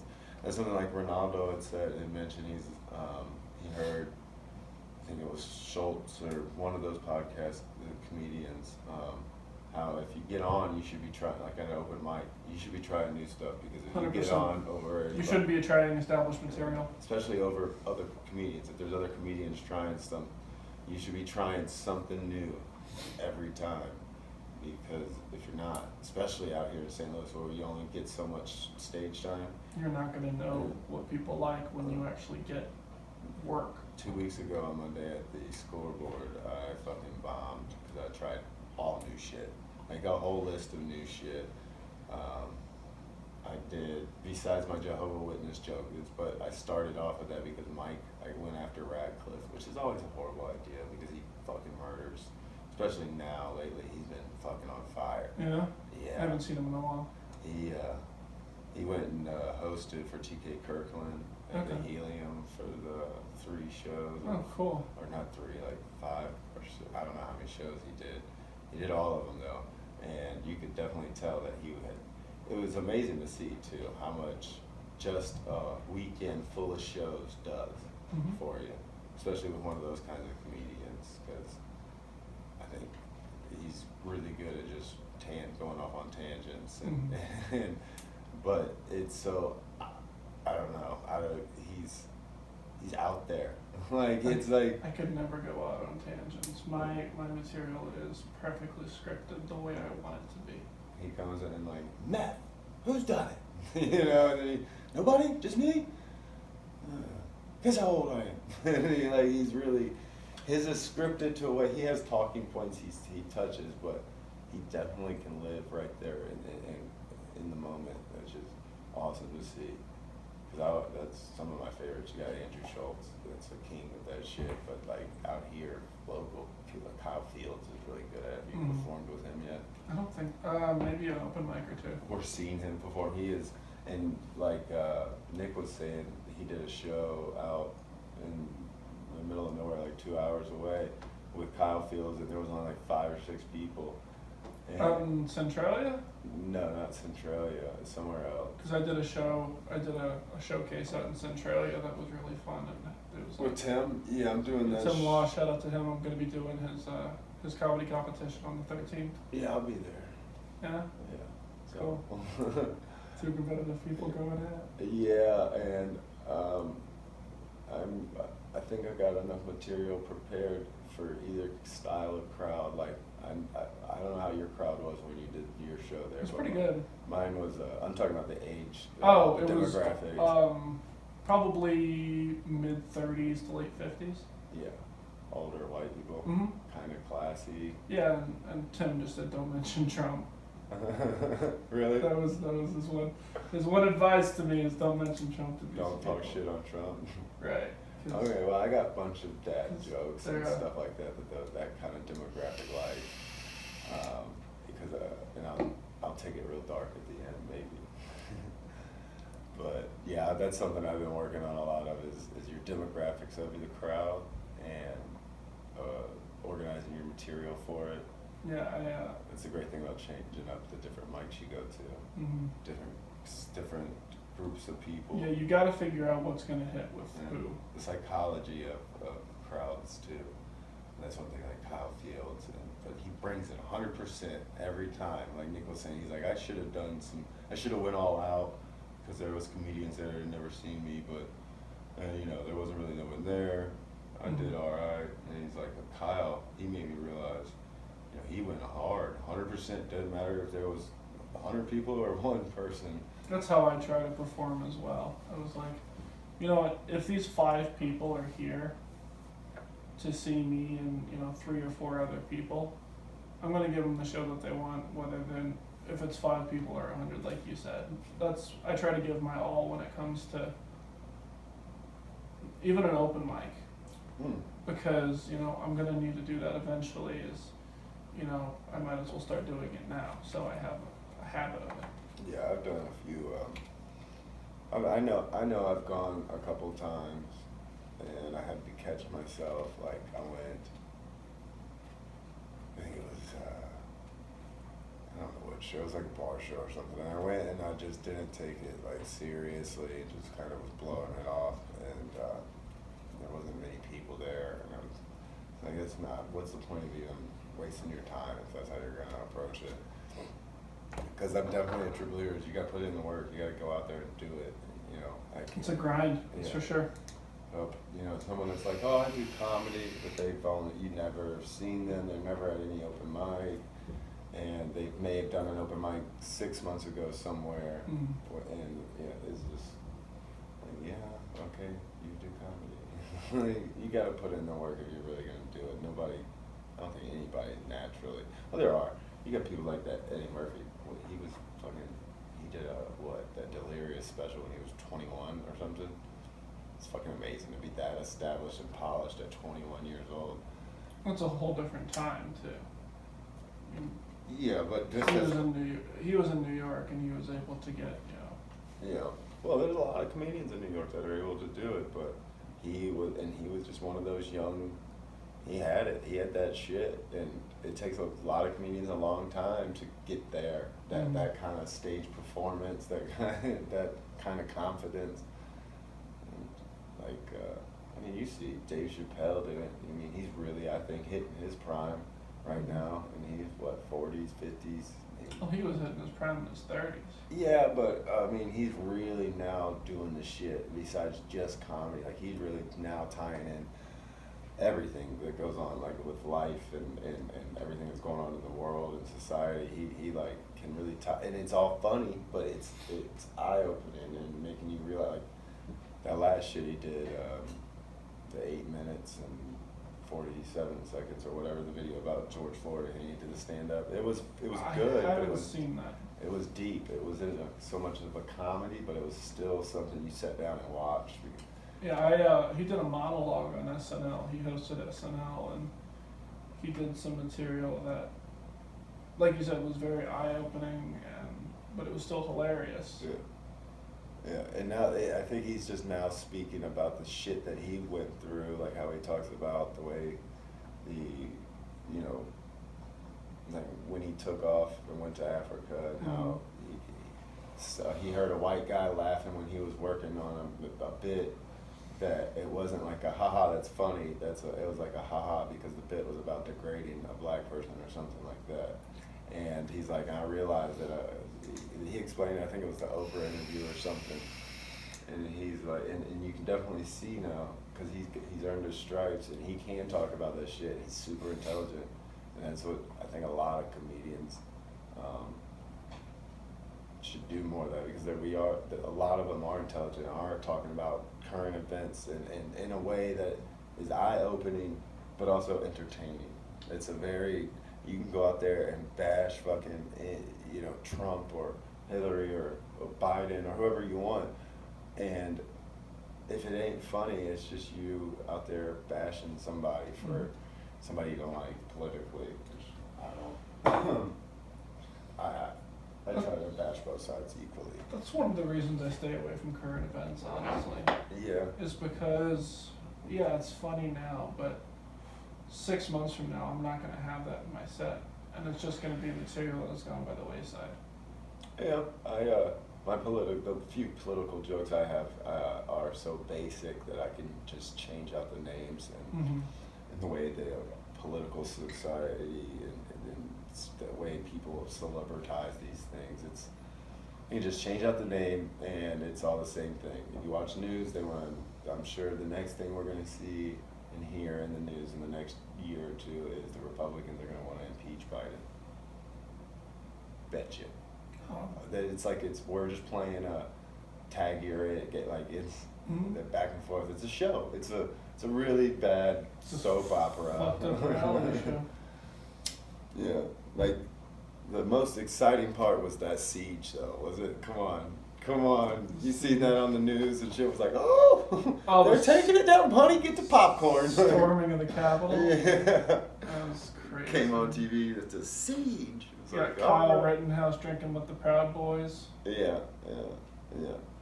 Which I just watched a documentary interview with what are these Boogaloo Boys or whatever they call them, and the guys that wear the Hawaiian shirts and they're like the militia group supposedly, and they've been painted as these real horrible people. But Jimmy Dore did an interview with one, and he's like, they were like, aren't you like guys like gay haters? He's like, die. And he's like, I'm not even, like, I'm not straight at all. He's like, we don't care about that. We're not white supremacists. That's what we've been painted as. But if you go and look, we were there with Black Lives Matter, and we provided security for gay movements, and we were right there with them trying to get shit passed. Well, that's just like, well, not just that, but similar to like the Juggalos being established as a gang. Yeah. I don't know. They're just weird. That's all it is the society looks at them as that group of people as weird. I dated a chick that would go to the what's it called that they have the gatherings. The gatherings. And you did the Lillette. Yeah, I did. I think she thought I was into that when she first met me because I had dreads. I made fun of those people all the time because She discovered you weren't down with the clown. No, yeah, my little brother, that was him and his friends, and they were running around. I was like. And they kept calling it, oh, this is rap. I was like, that's not rap, man. I don't know what to call that. I guess it is rap. They were rapping, but I just didn't like it. It was like the kids, the generation below me was into that. I was still into the old school, like Wu-Tang and Gang Starr and Big L. Yeah, Pac. I mean, Pac is... I love Pac. Yeah. Pac and Biggie were especially being on the East Coast, I always heard that argument. I like Dre and Snoop and... Yeah. Have you seen Straight Outta Compton yet? The movie I want to see, since they've been doing all these movies with what they do. They did Straight Outta Compton, and they did Biggie's movie. They did a Pac movie. They need to do the guy that really ran the whole thing, the gangster that was the kingpin of it all, Suge Knight. He needs to do. That is going to be the most gangster fucking... And if they don't make it the most gangster fucking movie... Because Suge Knight was super intelligent. Went to college. I think he like blew out his knee or something. And playing football, he was like being looked at for NFL and shit. And he blew out his shit. And he started doing security. And I still don't know who killed him. Yeah, Suge's still alive. He's in prison. Who am I thinking of? Tupac. He got killed. And then they don't know who killed him. Tupac's murder is still a mystery, supposedly, but there's a few people that have come out and said that it was Suge that did it. That was it. Suge's in jail right now in prison for running somebody over and killing them, and like down on Hollywood Boulevard or something at the Good Burger. I mean the Burger Boy or some shit. The Good Burger. Yeah, well, yeah. He's the one that he owned these gangster rappers. They was just fucking Suge's bitch, pretty much. Like, he owned them. They got played, but everybody wanted to be for Death Row on the Death Row label, and so they knew that was the hardest one. But then Dre established himself as the producer, and then like rose to the heights of Suge. Dre got away from, he was part of that whole... He left Death Row. And started his own. Cube did as well.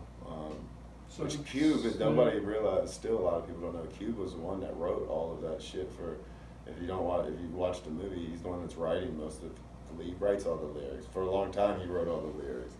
Wrote a lot of lyrics for a lot of people, which I didn't know.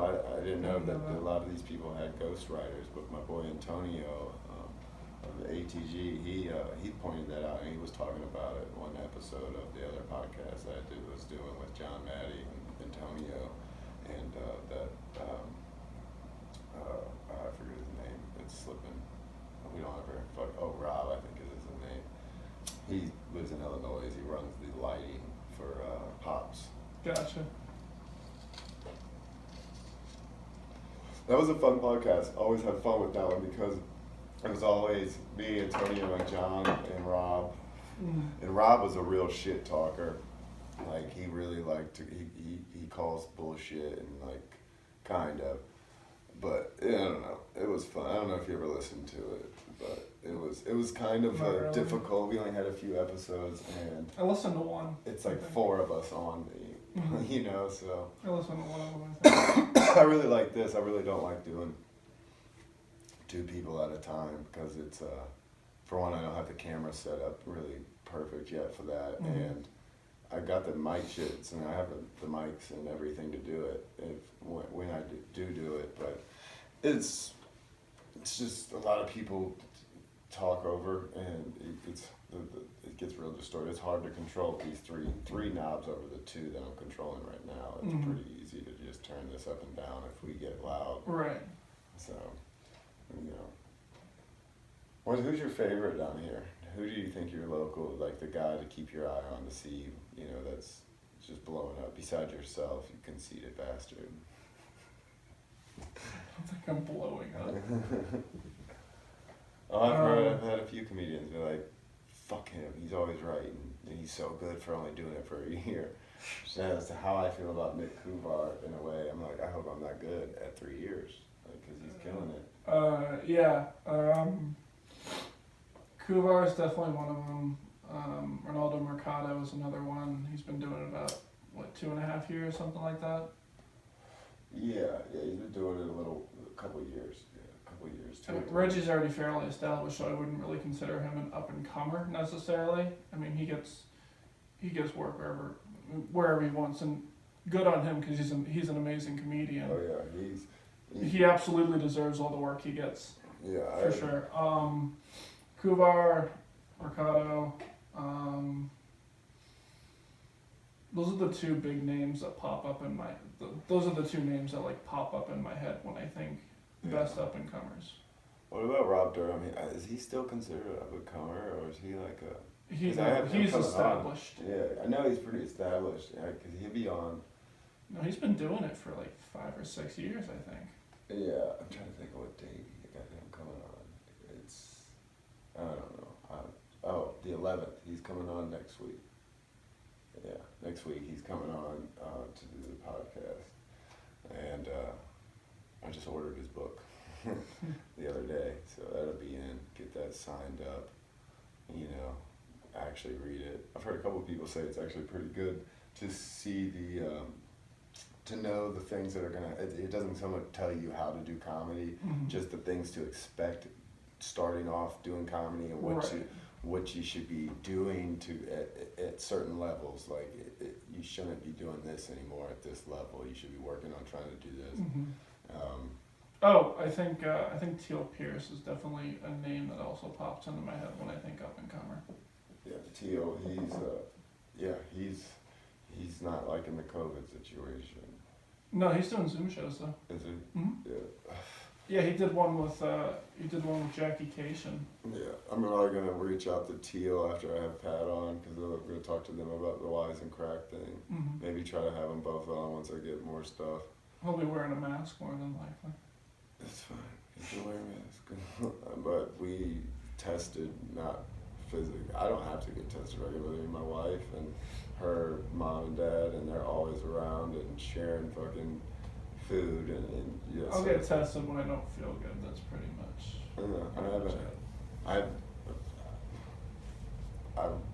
I guess I've got a decent immune. I work outside, Mm-hmm. and I get a lot of sun, vitamin D. Mm-hmm.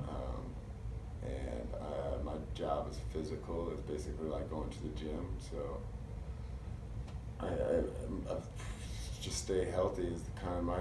Yeah, I mean, people that are healthy get it too.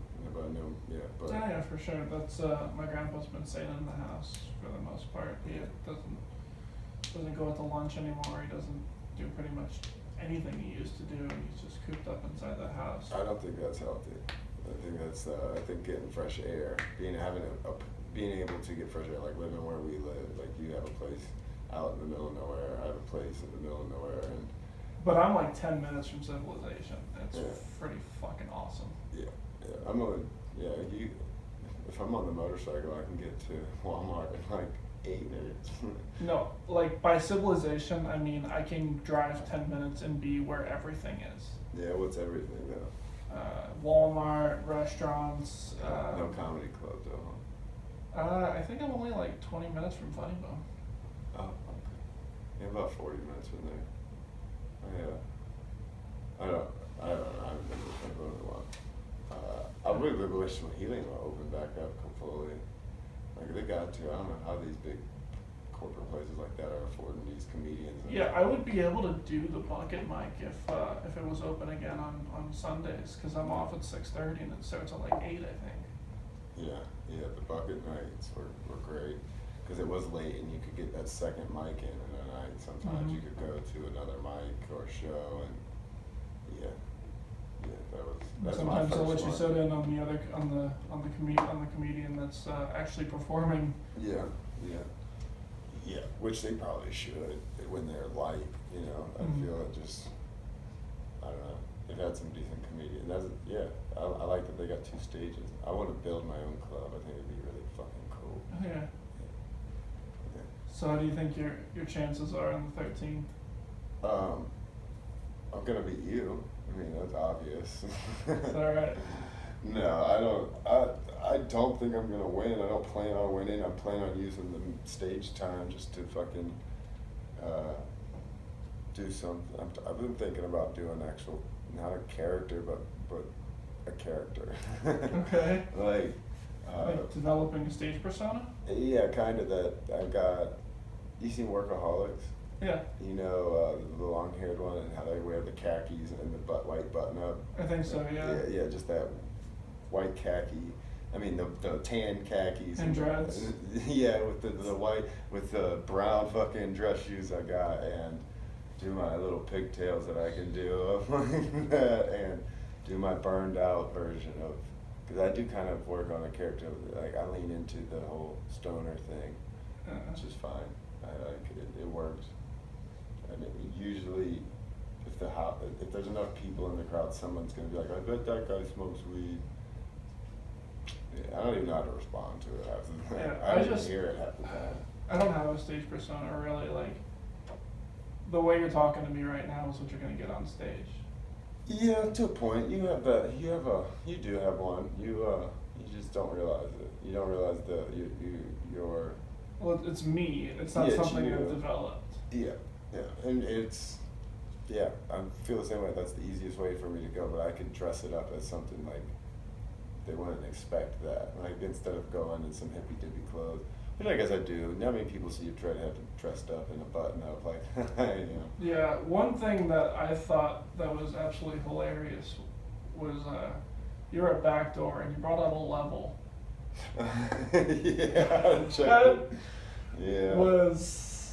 That was really funny, and then you just set it on the stool for a minute, and then you took a look at it for like 30 seconds of your set, and it got everyone. It went over really, really well. I really like the Backdoor stage and that stool because I can make the noise. That was when open mics, I was hitting them every night, damn near. I was really getting into that groove and feeling real comfortable and able to. I was building something there. I think we all were, and it just kind of fell apart. Like I listened to. I had Thatcher on, and he was telling me about how him and Matt Barnes and Ronaldo were about to go on the road, and was booked by a bunch of places, and were going to be paid and given room and board. That's awesome. And it was going to pretty much pay them about the same that they were already making, but to do comedy and travel. I was like, dude, that's awesome. Yeah, because Matt Barnes is fucking hilarious. Oh yeah. I mean, he cracks me the fuck up. Him. Ronaldo, of course. Yeah, I feel like Matt Barnes and I have a similar kind of style, honestly. Yeah, but Matt Barnes has got that drunk thing going that he plays off really fucking well, the alcoholic, like quiet, nervous in a way, but he fucking, that one Macy Gray joke is fucking hilarious, dude. Because he looks like a Macy Gray almost. He's got some really good material for sure. Oh yeah. And a lot of it, like, and he tries a lot of new stuff a lot. Yeah, absolutely, and that's what's the most important thing is you're always trying new shit. Yeah. Where do you I don't want to call anyone out, but there's some comics in the circuit that will only do 5 minutes that they've been doing for years, and that the exact same way. Yes. Yeah, and that's pointless. Like. It's like, I've seen this already. What else can you come up with? But I feel that way. I've mentioned that to a few guests that I've thought about preparing just material that's for comics, because a lot of these open mics you only get comics, and it's like they've heard your shit. So maybe you should have a list of stuff that you always are keeping that you're trying out when it's just comics. That's why I try to come up with something new every week. I I try to come up, and when I was doing it, I would try to write a new 3 to 4 minutes every single fucking week.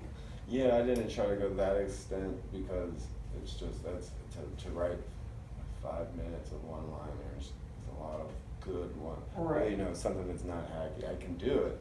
They're not gonna be super great. Right, but I can develop a bit that's 2 or 3 minutes. Like if that's Yeah. 1 to 2, 3 minutes long Yeah. in a week.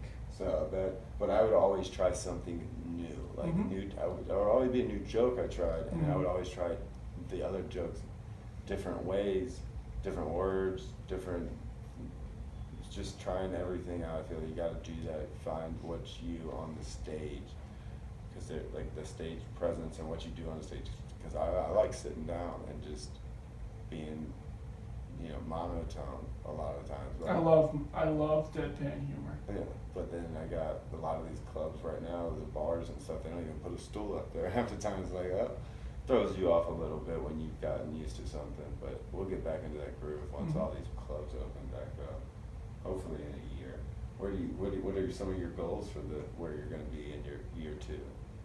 Like bookings, or where you want? Well, to my be at? first goal was to get booked on a show, and I've gotten booked on multiple Yeah. since then. So I've surpassed that goal. Paid. Yeah, Yeah. Did you frame your first pay show? I should have. You should have. I did. I signed it and framed it. Well, my wife framed it, and she thought it was cool. So. Yeah, I should have did that. Yeah. But It was only like. I needed gas money. So somebody told me that they spent theirs on beer money. And I was like, man, I just put it in my pocket. It was like I brought money to the show. And then I got it's $45 for 10 minutes. Yeah, I wasn't making much when I first started doing comedy. Now I'm working for. It's a goal. It's a milestone for sure. For sure, and I'm working for a large mobile provider, and I'm making much more than I have. Yeah. So. Yeah. The people you gonna be try to find a spot. You gonna have enough material prepared for a headliner spot. By the end I of the year? have that's another goal of mine, but I want to be. I don't know if I'm headliner material. I'm not headliner material yet. Yeah. That's all there is to it. But I want to be to the point where I can follow the host before the headliner. Okay, so you can feature So yeah, I want to be able to feature, but feature really well. an opener, like the. I want to feature really well so that some people can look at my feature spots like, wow, maybe we should consider him for headliner position once we see, his growth over the next, so many months or whatever. Yeah. That's my goal. Yeah, I think my big one is to be able to have a good 5-minute tape to be able to send, but have the material to be able to do a 15, 20. I mean, I can do 15 minutes now with all of my stuff. It allows me to put together, actually organize all my jokes into different categories and play with it more that way. Right. I can tag more jokes, more subjects, and go off in different ways with each one. So I can do probably 20 to 25 minutes right now. if I put all the cards on the table and it's a good night, then yeah, I can stretch it good 15, 20 minutes. How many minutes are you say are rock solid? Oh, I got a solid 10 easy. Solid 10? Yeah. Okay. That's fair. That's how I feel what I have. Even is if a solid 10, maybe 15. Even if it's not a crowd that like laughs and you get to get that rhythm of, getting them to laugh and waiting for that laugh to end, which eats up time. I even have an additional like 5 or 10 minutes that I can flip over, because as many jokes as that takes is I do keep a piece of paper on me that I can flip over if I burn through a bunch of jokes because I'm not getting that laugh time that eats up. Right. Then I'll have another fucking. Do you build in laugh breaks in your set? Yeah, well, I've got them set up to where if I organize it, I can go. It's kind of like a red flag. Not too long ago, I was supposed to get 10 minutes. I was told I was getting 10, prepared 10, and then was told I was getting the light at 7.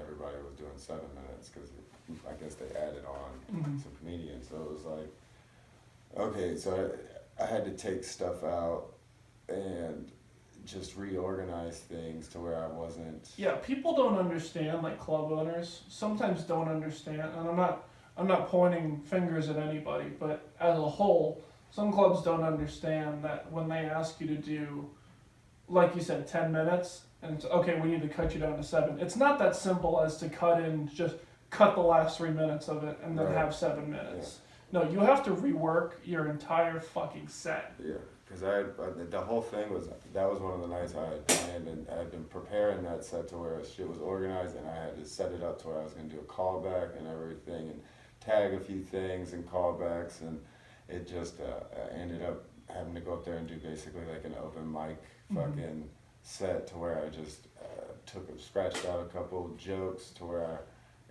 which I had it all prepared to where I didn't need a list either. It was all prepared, rehearsed.